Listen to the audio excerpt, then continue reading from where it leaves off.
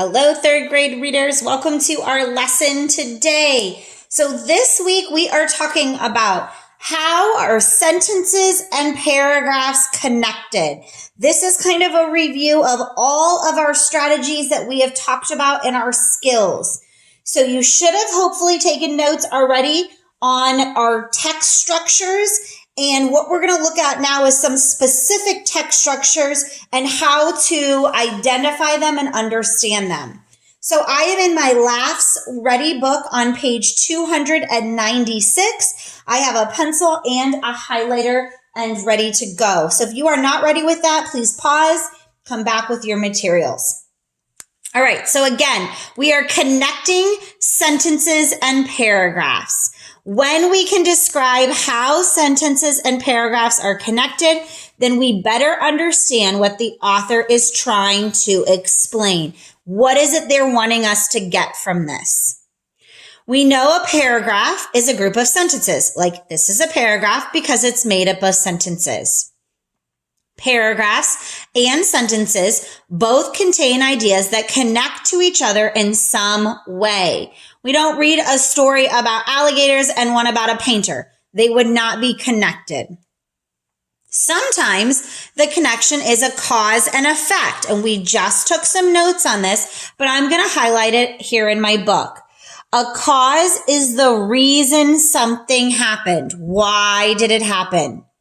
An effect is what happens as a result. What happened there? Clue words would be because, so, as a result, and since. Those might be some words we see in a text to signal cause and effect. Another text structure that authors like to use is sequence or the order. What happened first, second, third? They're going to use words like first, then, finally. Sometimes they even number things. So we're looking for that. We're going to look at this cartoon and then fill out the two text structures. So it says, the invention of the sandwich. I'm hungry, but I'm too busy for a meal. Cook, can you make me something I can eat in a hurry? The cook takes some bread and some meat, puts it together. Yum! Excellent. And there is the sandwich. All right, from that, let's talk a little bit about cause and effect. So, what happened in this story and why did it happen? So, if I look on my next page, they told me the why. Why did this happen? Well, one day the Earl of Sandwich was too busy to eat.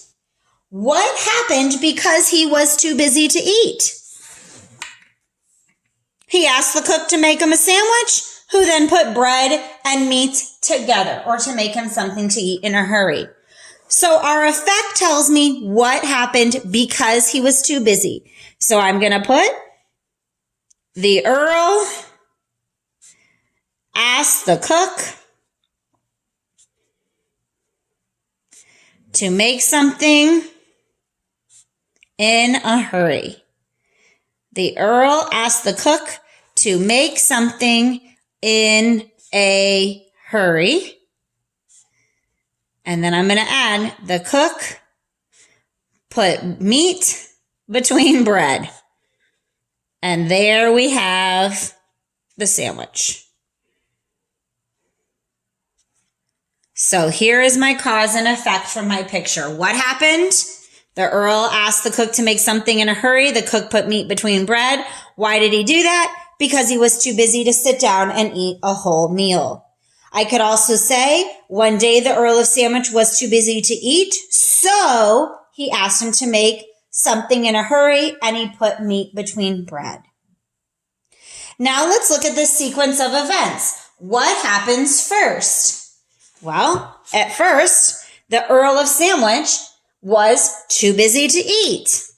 Let's fill that in. So the first thing in our sequence is Earl of Sandwich, that's what we're calling him, was too busy to eat. What happens next? After he was too busy to eat, he asked the cook to make something in a hurry. He asked the cook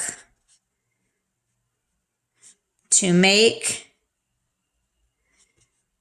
something to eat in a hurry.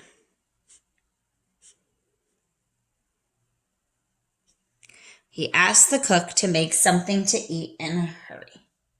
What happened next? He put meat between two pieces of bread. The cook put meat between two pieces of bread. So here is my sequence. I could say first, next, finally. I could say first, next, the end. I could say beginning, middle, end, 1, 2, 3. Either way, it follows the flow in order. So this actual cartoon had two text structures. One was a cause and effect, what happened and why, and the second was retelling the story using sequence or telling it in order. We're going to keep working on this week. We're going to look at some other stories and determine what is the text structure or connection between the sentences.